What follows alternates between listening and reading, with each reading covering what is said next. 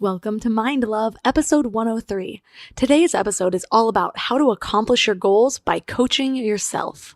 You need to be your own coach because when you're challenging yourself to your edge and you're trying to achieve something, it's inherently uncomfortable.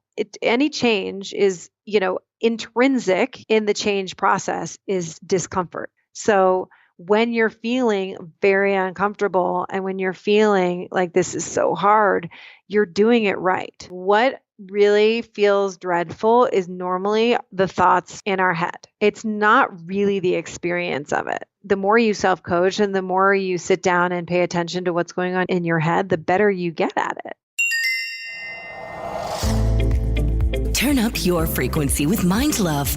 Bite-sized brain hacks for seekers, dreamers, and doers. It's time to give your mind a little love with your host, Melissa Monti.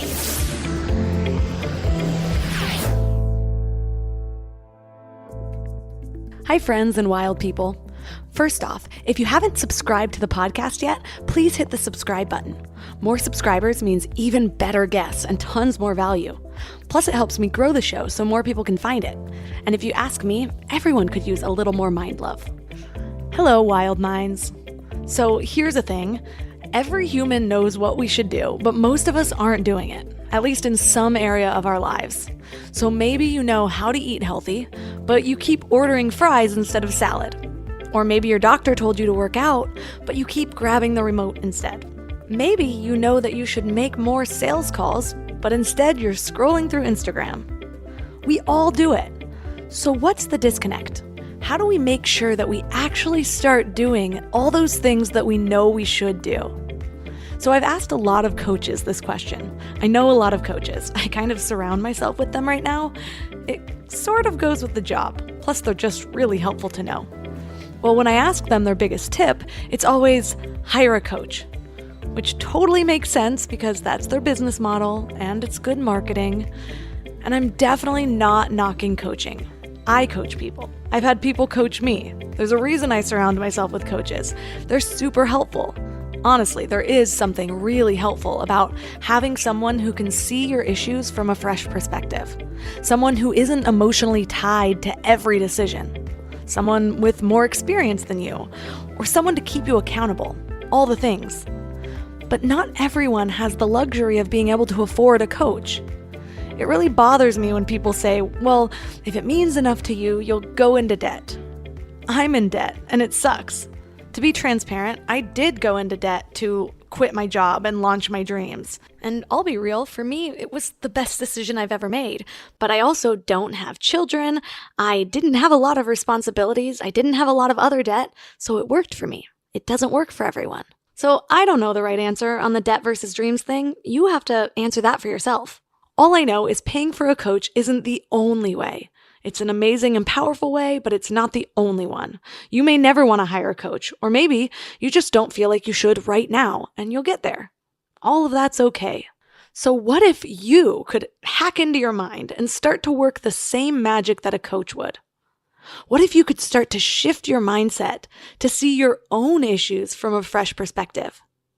What if you could start to view the next steps more logically instead of emotionally? Or what if you could hold yourself accountable? What would change for you? Let's figure some of those things out. Today, we're talking to Dr. Sasha Heinz. She's a developmental psychologist and life coach. She's an expert in positive psychology. She was actually one of the first people to ever graduate with a degree in positive psychology, which is so cool. Well, she specializes in lasting behavioral change and the science of getting unstuck. So today, she's going to teach us some of her methods that we can actually take home and use on ourselves.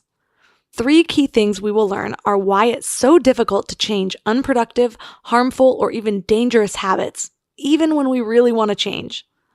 How to create feelings of willingness to do the things we know we should do, but keep putting off. And how to change how you frame your goals to make them more manageable. Before we dive in, I want to make sure you know about the morning Mind Love. It's the easiest way to start each day with a little reminder about how magical you really are. I get messages from people every single day about how the morning Mind Love is their favorite way to start the day, or that the message that just came through is exactly what they needed to hear. Just visit mindlove.com and sign up right there on the homepage. You'll get some amazing free gifts when you do. You'll get a free guided affirmation meditation to align your subconscious with your highest self, and you'll get a really cool booklet of Power Lists so you can start getting clear on what you want and what really makes you happy. And it's all completely free. Just go to mindlove.com to sign up. Or if you're out and about, just text the word morning to 33777. That's morning to 33777. And now let's welcome Dr. Sasha Heinz to the show. Hi, so happy to be here. To get started, I'm so curious about your story. Were you really one of the first people in the world to get a degree in positive psychology? Yes, which is so funny that it's that new. I mean, it now maybe doesn't feel as new, but it really is. Like, I got my degree, I don't know, maybe 13, well, I can't even do the math, 14 years ago. And we were the first 33 people on the planet to get a degree specifically in positive psychology. It's not that there wasn't research being done that would on happiness and well-being in the field of psychology. There definitely was, but there was no dedicated field to studying, positive emotions, well-being, happiness, optimal functioning, and all of the above. Well, this might be totally different, but I've worked with a lot of startups, and I know that before I'd be so excited when something new came around, but now I am so hesitant to invest a lot of time, like putting content into the platform or whatever it might be, because you never know if it's going to be around by the next year. And so how did you know that that was worth pursuing? That's such a good question. I mean, I look back, I'm like, I think it was all it's either dumb luck or it's like a calling. You get to decide what you want to make it mean. I think I'd rather decide that it's it's my calling. But, one of the things that humans do best is we make sense of our lives retrospectively. And it's actually such an important skill to be able to look back on your life and you construct a narrative that gives you a sense of meaning and purpose. So I look back on the decision to get a degree in positive psychology, and it really was from some of my life experiences and having had worked with a coach and just loving it so much. And I think I had been a high school and athlete as a kid. And I think I was very familiar with that relationship of someone asking me to show up at my best and pushing me, and that I would be developing skills and growing. And, each year I'm becoming a better, whatever athlete, tennis player or field hockey player, lacrosse player, whatever. Like you're developing skills, and you have a coach who's pushing you and giving you very specific feedback and giving you exactly what you need to specifically work on so that you can push yourself to your edge. I really loved that relationship. And so the idea that you could do the same thing psychologically, that not only could you become, sort of mentally or that you can be psychologically like at neutral, like okay, but you could actually develop your mental fitness in the same way that you develop your physical fitness. But that to me was such an exciting idea. Yeah, I talk about that a lot when people ask, well, what is mind love? And I'm like, well, you know that you need to work out your body to stay in shape and to keep it running smoothly, but people don't always think about it with their minds. It's like we expect to be learning until school ends and then we're ready for the workforce. And a lot of people don't really prioritize constantly challenging themselves unless it's specifically for a work goal. But I find it fascinating that we can always keep getting better. If I'm not learning something all the time, I feel like part of me's dying. Do you feel that way? Yeah. And this is an interesting thing. I don't have any research on this, but every human being is a goal-directed developing organism from cradle to grave. That's just everybody is. But I do think that there are some people that have particular wiring that have sort of the need to challenge themselves and the need to keep sort of achieving and going after things more than others. Oh, it's just my observation. So I might just be one of the weird ones then. Right? Like I'm wired the same way. I mean, I'm constantly at, what's next? What's next? What can I do? How can I challenge myself? How can I look back and think like, oh, I couldn't have done that 3 years ago? That's just the way that my that I'm wired, or that's like always been my orientation to life. But I don't think everybody is necessarily like that, even though every human is developing from, as I said, from cradle to grave. And I think one of the things that's culturally we are inculcated as children and in those sort of early developmental years, we have milestones that we need to meet every year. You are growing. You are constantly asking yourself, who do I want to be when I grow up? What am I going to do? What do I want my life to be about? Like you're really future oriented. And then we hit sort of this middle section of our life, between 20s and 30s, where you've kind of checked the boxes of what you thought you were supposed to achieve. Mm. And then the question really becomes, who am I? And we start to look back on our past to give us evidence for who we are, as opposed to what we used to do when we were younger, which is, who do I want to be?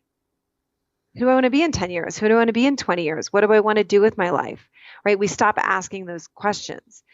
And so I think it feels familiar to people listening. I'm sure like, oh yeah, I know that feeling of like just sort of feeling stagnant, or one year seems to roll into the next, right? I think we can get stuck in that place. So I know that feeling of feeling stuck. Only when you were talking and talked about how looking back on our past to kind of figure out who we are, I had to do the opposite because I made way too many, I'm doing air quotes, mistakes. But basically, right. I was like what I call a guinea pig for bad decisions. And so if I were to identify with those things, I would not be in a very good mental place, but I was in that mental place at one time. So I had to basically do that thing that we do when we're children, where who am I going to be at a much later age than maybe some people did. And I know a lot of people feel that same way, whether they made all the right decisions and they feel stuck, or they made all the wrong decisions and they feel stuck. So I'm curious, when you are feeling just like you can't move, maybe it's that you're stuck in a job that you've invested a ton of time into, or you don't know what else you're going to do, or you don't have other marketable skills, or even you're in a relationship or something like that where you just can't see the way out.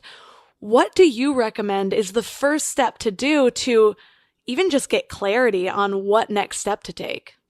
Well, even before you're thinking about what next step to take, I think that the most important thing to figure out is what's happening. What are your thoughts currently? What are the current set of thoughts that are making you feel that complacent, stuck? Like, what are the thoughts that you're having that are creating the emotions that you're not enjoying what you're doing, or you're feeling like maybe you're feeling hopeless, or you're feeling defeated or disappointed, right? Those are all emotions that we feel, but they're all generated by the thoughts that we think, right? So why are you feeling disappointed? Is it that you thought you'd be farther along? Is it you fantasized about a particular career and it didn't work out that way? Like, what is going on that's creating those emotions?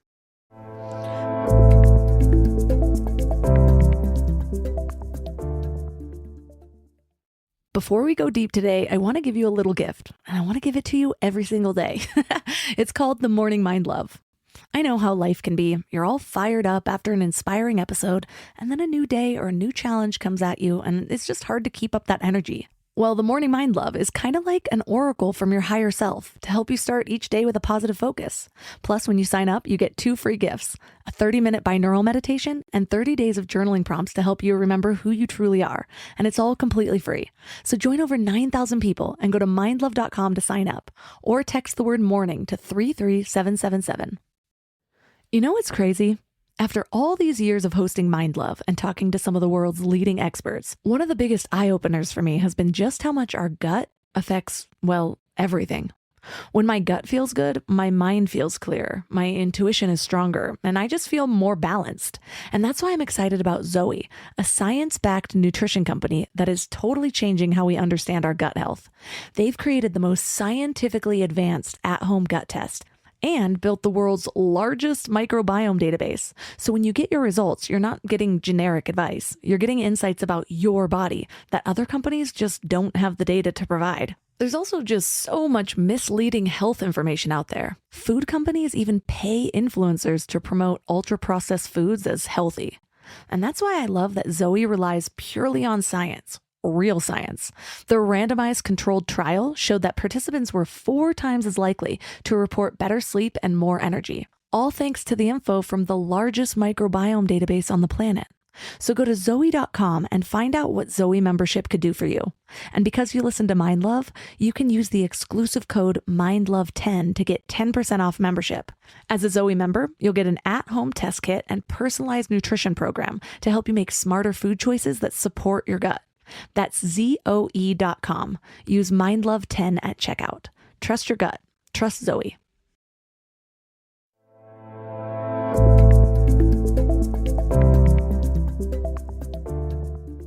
Are we looking for, when we feel the emotion, to write it down and see what it's attached to? Or are we looking for actually external triggers that bring us to that emotion? Or is it a little bit of both?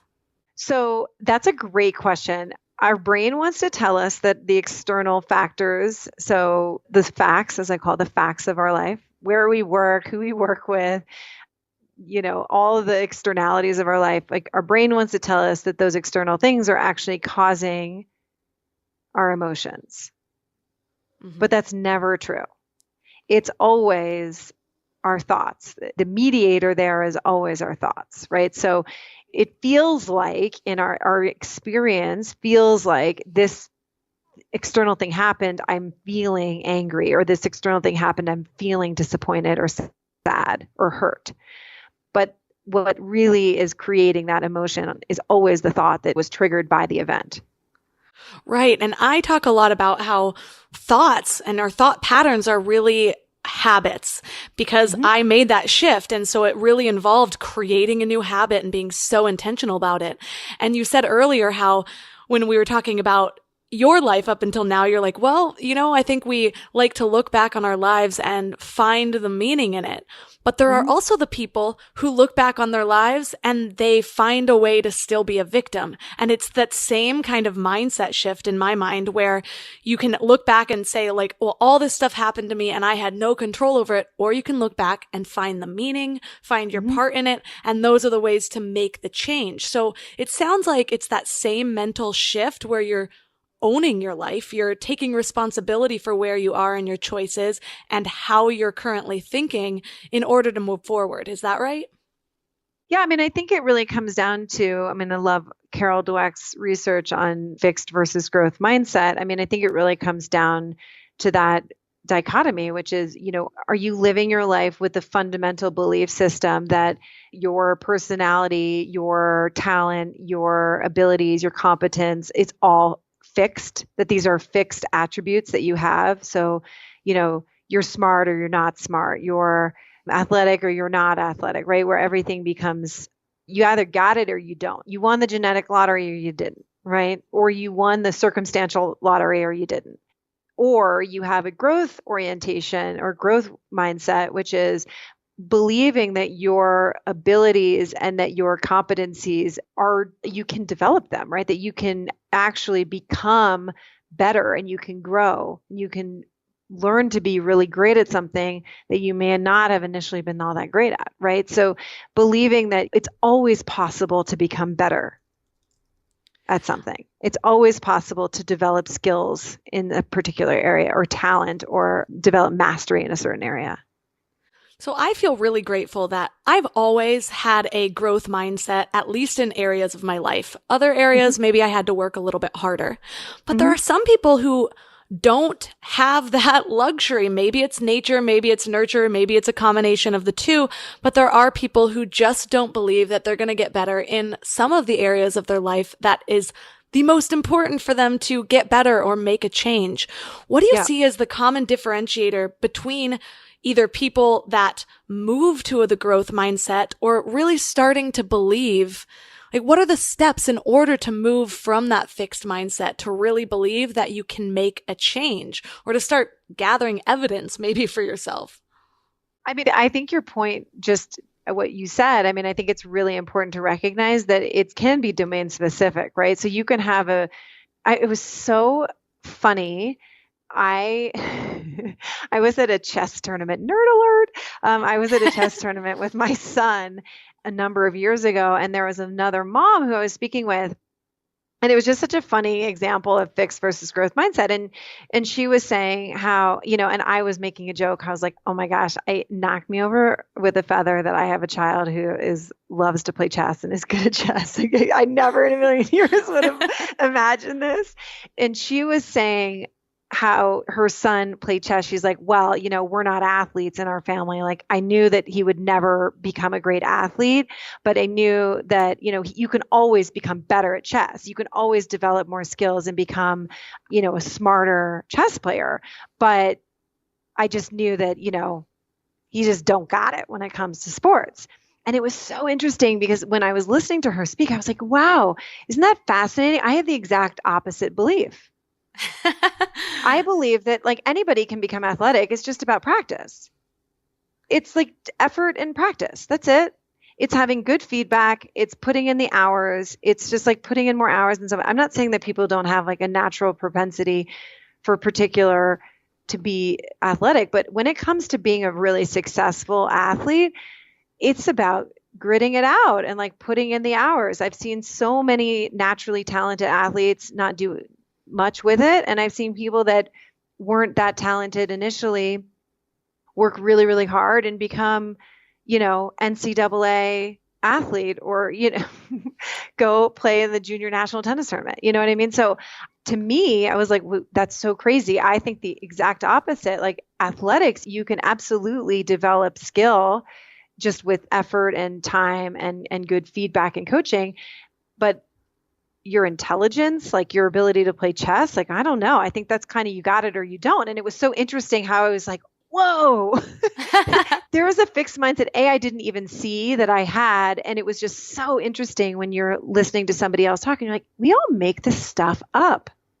Isn't that interesting? Like she's not right and I'm not right, right? We're both making this up. We've just decided that in one domain you can develop and grow and in another one you can't. And in that sense, limited are there ourselves or our children. That's so true. And so much of what you believe about yourself, especially in those earlier years, is what's reflected back to you. So if you have a mom telling you that, well, you can't really get better in athletics, but you can in chess, that's going to be a deeply held belief. And it's funny because my husband, like 2 years ago, he was just like, I'm going to learn how to do the human flag, which I have never seen somebody do in real life, where they hold themselves out from a pole, like horizontally where their whole body's up. And he's like, I'm going to learn how to do that. And I'm like, sure, babe. Right. And like 4 months later, he can do it. And he can now hold himself in the human flag for over 40 seconds. But he's just like, I can't whistle. There's certain words I just can't say. And I'm like, I'm going to teach you how to do this stuff. I'm going to teach you how to roll your R's. I'm going to teach you how to whistle, all of the things. And he's been learning how to do that. But there was just something in him. It was those weird little things that he thought he could never improve on until somebody challenged it. And so it's so interesting too, how, like you said, we just make stuff up, but then it just lives in our head until we decide to challenge it, which is why it's so important to bring more awareness to our day-to-day things, because you might not know what you're holding yourself back by until you bring that awareness. Right. And the problem with the fixed mindset, is when you start to really unpack it, is when you really believe that it's like some innate, ability and you either sort of, you got it or you don't, or you won the jackpot or you didn't, then it's such a powerless place to be. And because you can't it's really not in your control, right? And what happens is like all well and good until you get to a level where you aren't the best kid on the hockey team. Yeah. What do you do with that, right? If it's either like you're a good hockey player or you're not, and if there's no room to grow, then what do you do with when the first time that you experience defeat or things get hard? Right now, there's a lot of kids who, can like to have a great slap shot and you're not the only one or whatever it is. Right. So then what do you do with that? And this is where in Carol Dweck's research, like this is what she found was leading to kids that were sort of quitting, they would just give up because if they weren't the best, then that was that, right? They didn't have it, as opposed to thinking like, oh, I just need to work a little harder at this, or I just need to develop this skill. Or it's a very insidious way of thinking, because it can be, what could be wrong about thinking like I'm a great athlete? It's like, well, if you think about it in a fixed way, at some point that belief system is going to be challenged. Right. Yeah. I remember reading Angela Duckworth's Grit, and she was actually on the show a while back. And one of the things that she found was that the people that had a natural ability that always excelled, when they hit that pain point of like, okay, well, now it's not coming so easy, there was always like this peak for them of their natural abilities till they really needed to strive.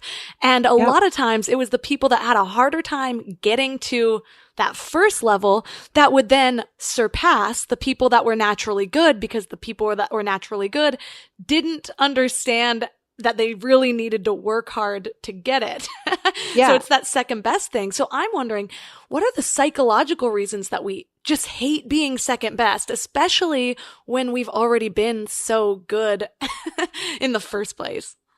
Well, right. I mean, I think the equation that Angela has is talent times effort equals skill, skill times effort equals excellence, or something like that, right? So her point is that talent figures into the equation once, effort figures into the equation twice.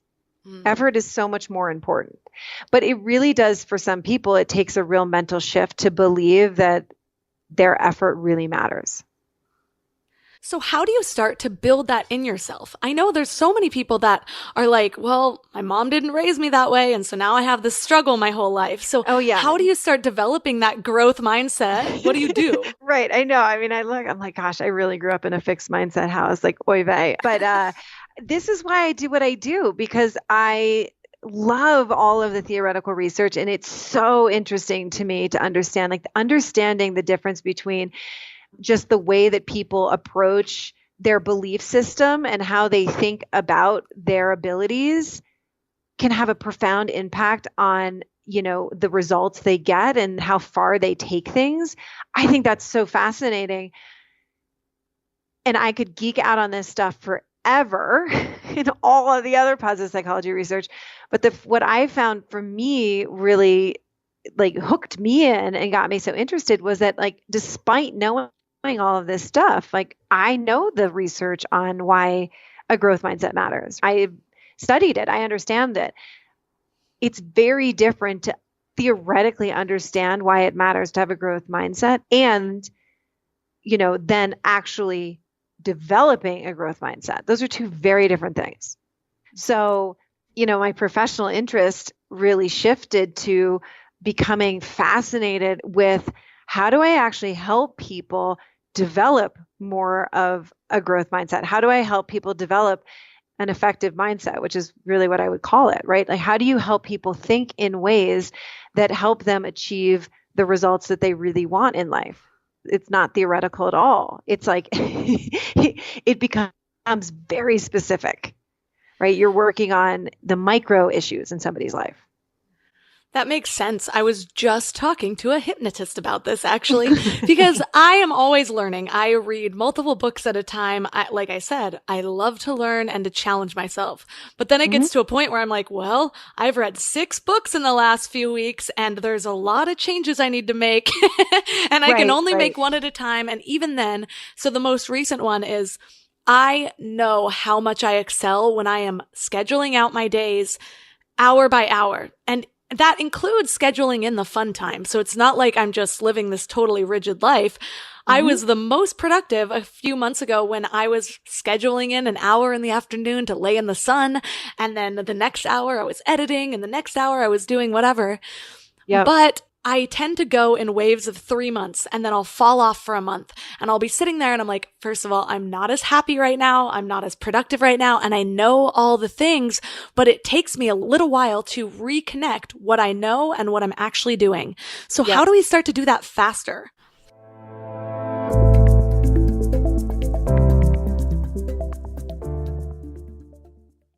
You know what I love about the start of a new year? It's kind of like opening a fresh notebook. 365 blank pages just waiting to be filled with your story. But sometimes we get stuck trying to write that story alone. Maybe there's a chapter you've been wanting to revise, or maybe you're just ready for a whole new plot twist in 2025. But here's what I've learned from my own journey with therapy. It's kind of like having an editorial partner for your life story. Someone who helps you see the patterns that you might have missed, who gives you the tools to write stronger chapters ahead. And that's why I'm so excited about BetterHelp. They've made therapy accessible and easy, serving over 5 million people worldwide. With over 30,000 credentialed therapists, each with different specialties, you can find someone who really gets your unique story. But what I love is how flexible it is. Everything is online, and you can easily switch therapists anytime at no extra cost until you find the perfect fit. And it's not just for people that are dealing with major challenges. Therapy can help anyone become the best version of themselves. So write your story with BetterHelp. Visit betterhelp.com/mindlove today to get 10% off your first month. That's BetterHelp, HELP.com/mindlove.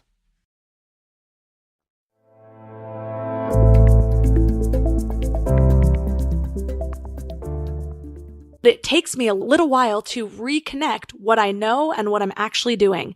So how do we start to do that faster? Oh my gosh, this is the human conundrum. It really is. Like, this is, I think, where everybody can just, if you want to have compassion for somebody else, just know that they're suffering and struggling with this in the same way that you are. Every single human. Every human knows what to do and isn't doing it, and is doing what they know not to do. Like, that is the universal truth. I mean, I think on some fundamental level, just like having compassion for yourself and not catastrophizing it, I think is an important thing to do. But the question is, like, how to get back on track faster. Well, like, one of the things that I work on with my clients is, what are you doing in that, if you scheduling out your day, right? You planning out your day. And so when the hour hits where you're supposed to be doing something, this is why I think self-coaching, like teaching, learning how to coach yourself, is so important. If you're make a deal with yourself, you're like, okay, I can do that thing that I scheduled on my calendar.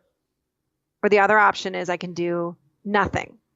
No email, no other errand, no errands, no quote unquote productive things, no like leaving my door open at the office and chit-chatting with someone, like no other distraction, even if it sounds like a, reasonably good one, that I'm either doing the task that I said is on my calendar, or I'm doing nothing. I'm staring at a blank wall, right? Or the third option is, the only thing you can do with that time is write down what your thoughts are, why you're unwilling to do the thing that's on your calendar. Right? So, and then taking yourself through some self-coaching to understand what's going on in my brain that makes this particular task feel so dreadful to me right now. That's such a good idea, because I consider those little times when I'm totally wasting time as like this blip or like a black hole that I'm suddenly in, and to get the insight from the black hole, like what is really going on, rather than just looking back and saying, oh, there was another hour that I was unproductive. Right. I mean, and this is what's so interesting is, like, it's not necessarily that profound. It's normally pretty mundane, but what is profound is the patterns you begin to see. Right. Yeah. So, because what happens is, when you get stuck and you're not following your calendar and you're sort of like, gosh, my days are slipping through my fingers, it's a horrible feeling, right? You're like, oh my God, how is it October? How have 4 months gone by and this stuff is still not done? Like, you feel like your life is slipping away from you. It's a terrible feeling. But what happens is then we try to sort of globalize it. We're like, what's wrong with me? Why can I never stick to my schedule? I'm so terrible at managing my time. All of those thoughts, they're really questions, right? They're questions that you're asking yourself. What's wrong with me? Why am I so bad at time management? Why can I never finish what I start? They're questions that your brain is going to answer with very unhelpful answers. Because you suck, because you're lazy, right? Like, that's what your brain is going to tell you. It's like, if you knew the answer, obviously you'd solve it. So what are some questions that would be more helpful or more productive? The first step is to get very specific, right? So instead of saying like, what is wrong? Why can't I manage my time? Like that is way too big of a question. Then the way to deal with it is like, okay, right now my calendar says that I need to email 3 people and I'm not doing it, right? So then in the black hole, I love that description, right? Of like in the vortex of wasting time. And by the way, we do it in all these ways that feel very productive. We productively waste time. Yes. But when you're not allowing yourself to do that, like all the other stuff is off the table. The only thing you're allowed to do is literally just sit there. So when you're coaching yourself and what is it about this email that feels so hard? Or like, what is it about writing this paragraph that feels so difficult? Why do I not want? And so then you can start answering those questions, right? It might be, well, I don't, like so-and-so is going to be mad at me if I say no. And so you haven't wanted to send the email, or I feel like I should say yes to this, but I really don't want to. And so you've been putting off sending off some, responding to something, or you're writing something and then all of these thoughts come out like, this is not good enough. What if people are going to hate it? I don't know, right? Whatever the thoughts are that come up. And then you get to deal with like, okay, this is what's going on in my mind. Like these are the things that are blocking me from getting this task done. And normally when you can coach yourself through it, you're like, okay, I see that thought's creating anxiety. And when I feel anxious, I want to distract myself. Right. Right. So I'm very excited to scroll Instagram, and I'm very excited to do some other task that's not important. I'm very excited to like knock other things off my to-do list, except for the things I really do need to do. Right. So then the way that you manage this is looking at what's the result I want or outcome I want. The outcome I want is to finish that task. You're going to work your way backwards, right? So I'm getting this done, right? What would the emotion I would need to feel in order to take action? Anxiety is not working. What do I need to feel, right? Do I need to feel calm? Do I need to feel determined? Do I need to feel committed? Like, what's the emotion I want to dial up, right? I want to turn the volume up on that emotion. What would the thought that I would need to think to create that emotion? So often for me, the emotion is just willingness, right? Just willingness to get started. So then what do I need to think to create that feeling of willingness instead of dread? Okay, well, my first thought was, wow, so simple, but so profound. And then my second thought was, wait, how do you create willingness? Isn't that the problem, is that we feel unwilling to do these certain things? Well, it's really a thought, right? So the things that are always blocking me are never actions. The things that are blocking me are always thoughts. So like if I have writing is on my calendar, is on my to-do, and I'm putting it off, right? So if I'm really going to get clear on my thinking, I'm going to sit down and do a thought download. Like, what am I thinking? What's going on in my brain? And then all of these thoughts are going to come up. Like, what I'm thinking, my research isn't clear. What I'm thinking about this particular topic, I haven't fleshed it out enough. It's not coming together, whatever it is, like all the thoughts that I have. And then I can see, oh, wow, all of these thoughts are creating so much angst, right? Like these thoughts create doubt, confusion, anxiety, whatever those emotions are. And when I'm in that emotional space, like I do not want to get started. I want to run away. Right? I found that what holds me back the most is some sort of feeling of unknown. So like you said, writing is one that definitely stops me a lot. I find myself procrastinating writing or just not doing it and thinking I'm in some perpetual state of writer's block. Another thing is when I've just completed a big project and I'm trying to figure out what my next big goal is. And both of those things are because, well, before you start writing, you don't know exactly what you're going to write usually. You don't know how it's going to come together. And before I lay out my big goal, I'm like, okay, well, I know I want to create some sort of membership site or create a new digital course, but I don't know all the content yet. And so it'll stop me because it feels like this big monster of unknown. Yeah. And usually the best thing I can do for myself is just be like, okay, sit down with those feelings of unknown and just start writing. Do a big brain dump of everything that you know right now. And that can at least take away some of my inhibitants or my hesitancy to actually get started. Yeah, I mean, so I think part of it is developing the skill of being able to break it down so that the actions, the tasks that you're putting on your calendar are not like write chapter. Like that's a ridiculous thing to have on your calendar, right? It's like, no, you have to be way more specific so that you don't overwhelm yourself when you're sitting down. Like, what do you mean write chapter? That's way too big. I can't get that done in this time. And B, that's like, I don't even know where to begin, right? But what I find, and the same thing with when you're sitting down to write content for a course, like, okay, the first thing on your calendar might be brain dump of possible topics, right? Like that's what needs to go on your calendar. So the first thing that can go on your calendar is like sit down and just write out what do you think all the tasks might be, right? And then start to put them on your calendar. Like it takes work. This is not easy to do. But what I find so interesting is I never have mental drama writing an Instagram post. I have an idea. I just sit down. I'm like, bup, bup, bup, bup, bup. I write it. I send it off, right? Then I might go back 5 minutes later and be like, oh, you know what? I probably should proofread that. Then I go back and edit it. Like, oh, there are like 5 massive typos, right? But it's pretty straightforward. Like I don't get blocked. But I sit down and I write something for, a book proposal and I get blocked. What's the difference? 100% my thoughts. It is not that both of them require writing. Both of them is creating content. One, I have a thought that it has to be a specific level of excellence out of the starting gate. Like I have all this judgment about it. And the other one, it's like, oh, whatever. It's just a social media post. Just put it out there. Right? So because of the way that I'm thinking about it, one of them is easy to do. The other one is very hard to get started on.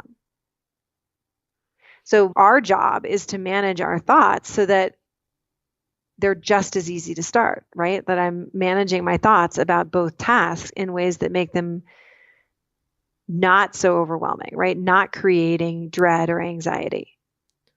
So what would you call that? Is it some sort of level of perfectionism? Is it just that we've trained ourselves to think this area of our life is harder and this one's easier? What's really going on there?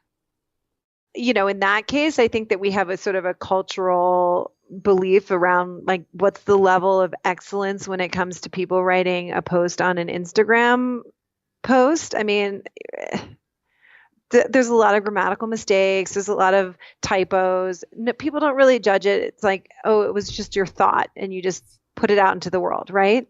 Mm-hmm. You were just thinking something and you just wrote it and you put it out there. I think when people, they're either writing, they're writing an academic paper or they're writing, something that is a report that's going to a client or something, their level of what they think is expected of them in terms of the quality of it, I think that they believe has to be higher, right? So they're more likely to get stuck. But in some sense, it's rather silly because you can always write a crummy first draft. Yeah. Right? And it's actually the most recommended thing to do by every creative I know. Know that your first draft of anything is going to be really shitty. Right, exactly. Like that's Anne Lamott's, that's her thing. She's like, just write a shitty first draft. Yeah. And really great writers all say the same thing. So what's so interesting is that in terms of the externalities of it, like what you're doing is essentially exactly the same thing, but because you think of it in a different way, one is easy to do, the other one's not. So how do we start to train our brains to think in this more kind of positive way? Are there any tricks or hacks that we can think of when we realize, hey, I'm not doing this or I'm not getting stuff done? How can I switch my thoughts?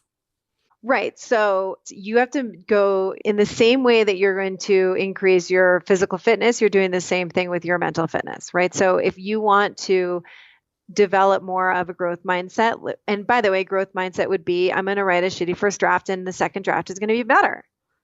Yeah. Like, I'm just going to get all my thoughts on paper and then I'm going to organize them, and it's okay. It's not a reflection of my intelligence if I don't get it, if I don't nail it right out of the gate, right? Because that's a very fixed mindset approach. It's either amazing or it isn't, right? There's not a lot of room. If you're trying to develop a more flexible, which is how I'd rather describe it, like if you're trying to develop a more flexible mindset, a mindset that works for you and not against you, then you have to practice it in the exact same way that you would go to a gym and like do reps at the gym. So what's the thought I need to think to get me started here? Right. So, and it would be different for each person because it's going to be a different roadblock for each. They're going to have a different psychological roadblock. That makes perfect sense for getting started on a new goal. But what I've also found is that a lot of people struggle with, they might have the enthusiasm of a new goal right away, but then their motivation quickly dies off and they lack the follow through. So what about that point where you're like, okay, I need to remotivate myself, or suddenly I'm losing my inspiration to go through with this? Right. So I think the other mistake that people make is they think that sort of that sense of inspiration or motivation is just, like bestowed upon us from the gods, like we got the muse is with us today, or it isn't. But that's never the case. Your motivation, your drive, your inspiration, those are all emotions that we feel. Inspiration is an emotion. Curiosity, interest, motivation, like all of those are emotions, and you get to create those emotions by your thoughts. So you have to wake up in the morning, or like before you're sitting down to start a task, at whatever stage you are in it, doing the work to get your mindset to the place you want it to be. Right? Like, this is what it means to, you're sort of like, you're thinking on purpose. What do I need to think to get this done? How would I need to think about this? How could I think about this in a way that is going to help me accomplish the goal, or is going to move me, toward the goal or toward the person I most want to be? So it's not so much about thinking positively. It's really about thinking effectively. And thinking effectively might be like, this is going to stink for 5 minutes. Like, I'm going to feel a pit in my stomach. I'm going to be incredibly uncomfortable. I'm going to hate every minute, like every little second of this for approximately 90 seconds. That's like how long it takes to metabolize a feeling. And after that, it's going to get better. Like, that might be where you're at. That might be the thought. Yeah. It doesn't have to be, this is awesome and I love it. And so I'm so lucky to sit here and write this article. Like that might be too far. It might just be the thought that might be most effective for you in that moment. Might be like, okay, I'm feeling a ton of dread. This feels really uncomfortable. And every single sentence I write, I'm telling myself is stupid. But all I need to do is set an alarm for 5 minutes and just write, right? Like, that might be the most effective thought in that particular moment. And then you move on. Yeah, what I have found super helpful for me, and I keep using writing because I feel like it's just such an easy one to put off no matter what, but it really goes for anything, whether it's like getting back into the gym or cleaning my room, something that simple. Mm-hmm. And instead of having the goal or the expectation be the outcome of it, like I'm going to go have my room clean, or I'm going to write this first draft or whatever, setting a time limit, like, okay, for the next 20 minutes, or starting small, especially now I can do like, okay, the next 45 minutes, I'm going to be putting stuff away in my room, or I'm going to be writing something, and having no expectation that the draft is going to be done or whatever. It helps me even write more or clean more, because instead of being overwhelmed about what I still have to do, it's just like, just keep doing during this time frame. Yes. I love that. I mean, I think that can be really helpful. It's really helpful for me. That strategy, I think, is really helpful for me at the gym for running, because I've been working on a goal to be a runner. And if I just give myself, if I say like, I'm going to run 8 miles and my brain is freaking out the whole time. But if I say, okay, I'm going to run for, an hour, and then I see where I'm at. And then I give myself much less pressure about how fast I'm going, right? Or whether I do a run walk cadence or whatever. Like I give myself much more flexibility because my goal is to just run for an hour, just to be out either like on the trails for an hour, on the treadmill for an hour. Like I think that that's a great strategy.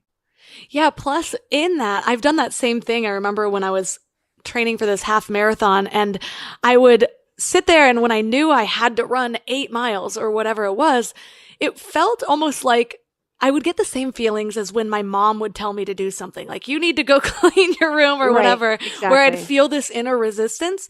And I would almost always end up getting a better outcome when I took that pressure off, because suddenly I was already in that relationship with myself where I was being compassionate, and then it would take me back into the moment rather than what the result was supposed to be. And so then in those moments, I'd be running and feel more inclined to maybe run in sprints or intervals or whatever it was. And when I looked at the outcome at the end, it was almost always better. So it's like taking away that expectation and bringing it back to the present moment.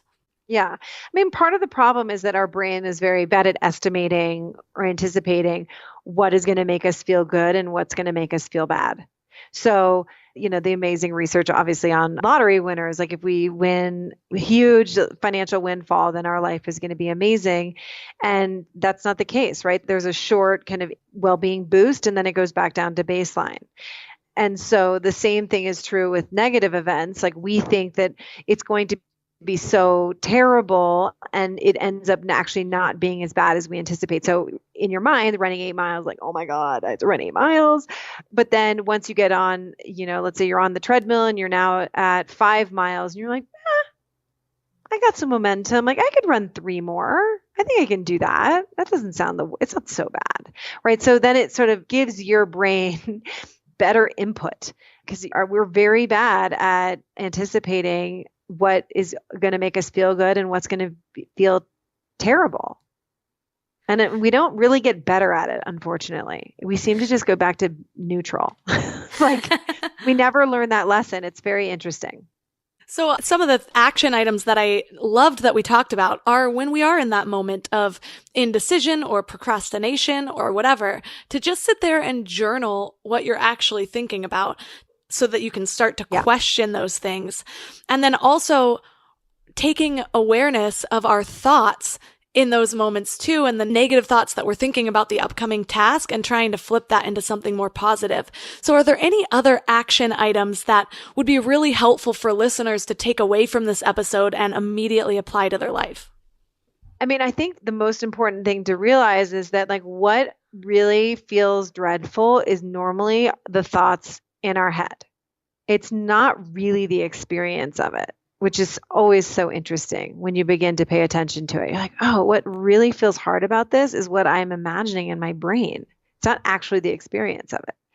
And so the more you do, the more you self-coach and the more you sit down and pay attention to what's going on in your head, the better you get at it. You're more onto yourself. Like, oh, there I am, I'm doing that again. So I can't recommend getting your thoughts out of your brain where they feel very real and putting them on paper so you can look at them. That's such a great point, because there was such a major shift that happened for me right before I launched this podcast, when I realized that indecision is a form of pain. And I say it all the time on this show, because what that makes you realize is there's so many times that I'm stopping myself from doing something, whether it's because I'm worried that I won't be successful at it, I don't really know where to start, or whatever it might be, I'm trying to make it perfect and don't really know all the steps, so I'm overanalyzing. And the moment I just start doing, even if I realize the first few steps were pointless and I have to go back and redo them, I'm still happier redoing old work when I'm constantly taking action than when I'm stuck in my head just mulling things over the whole time. It's like it's defeating. It doesn't feel good. It feels like that's when my feelings of worthlessness and really self-doubt pop up the most. Yeah. And by the way, that's why if you really stick with this approach and literally do nothing instead of doing the thing that you've said you were going to do, and don't distract yourself with other things, it is pretty excruciating to sit there with your thoughts and do nothing, you'd actually rather do the thing. I'm not kidding. Sitting with your brain and your thoughts is not that much fun until you get like more friendly with what's going on under the hood. So it's not that pleasant to sit there and do nothing, right?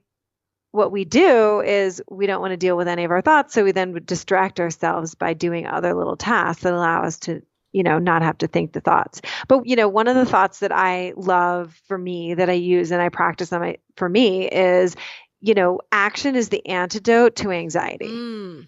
That's a good one. When I'm having a hard time getting started on something, I just try to remind myself, that action is the antidote to anxiety. So the second I just do one little thing, I'm going to all of a sudden feel so much better. I love that. So I am actually feeling super motivated. I'm at that indecision point of like, okay, my next big project's coming up. So I'm so glad that I have so many of these things to work with. So for listeners who are also resonating and want to get more shit done, where's the best place to connect with you online? So on Instagram. No, I don't do Facebook. I'm on Instagram the handle is DrSashaheinz. And then my website is same, www.drsashaheinz.com. So DrSashaheinz.com. That's where I am at. Well, thank you so much for sharing all this wisdom and for, giving us that little kick in the butt that we needed.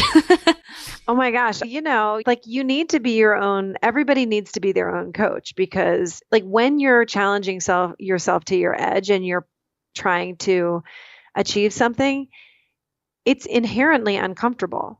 Any change is, intrinsic in the change process is discomfort. So when you're feeling very uncomfortable and when you're feeling like this is so hard, you're doing it right. All of the links mentioned in this episode will be at mindlove.com/103. So what did you figure out today? What would you love to change or accomplish that you can start using some of these techniques? Here's a little recap. First, start to notice your thoughts around whatever it is you'd like to do. Maybe it's a big, overwhelming goal. Maybe it's creating a new habit or breaking an old one. Journal what's going on in that wild mind of yours when you're putting things off. Next, start to change your thoughts around it. How can you make it more appealing? Remind yourself that it's more miserable to stay stuck in indecision and inaction than it ever feels actually doing the thing. Then start breaking it down. My personal trick is to break it down into something that only takes about 15 minutes. So writing a blog post becomes brainstorming ideas, then 15 minutes of research, brain dumping a shitty first draft, editing the intro paragraph. You get the gist. Pick one thing at a time that's a big change for you and keep doing it until you start to master it. Another great trick is to give yourself little rewards. Like, say you can watch an episode of This Is Us with a glass of wine after you do 3 15-minute tasks today. Whatever it takes, whatever really motivates you. And I want to know what you're working on, so connect with me on Instagram and let's keep each other motivated. Find me at MindLoveMelissa. So if you love this episode, take a screenshot, tag me, and share it on Instagram. I've also still been sending a ton of you little voice messages, so I've been loving getting to know each of you better. And if you share this episode with a friend that you want to accomplish a goal with, it might really help with your accountability. Lastly, subscribe, rate, and review. Thanks for giving your mind a little love today, and I'll see you next week. Thanks for tuning into Your Higher Frequency with Mind Love. Head to mindlove.com for a free gift to keep your vibes up until next week.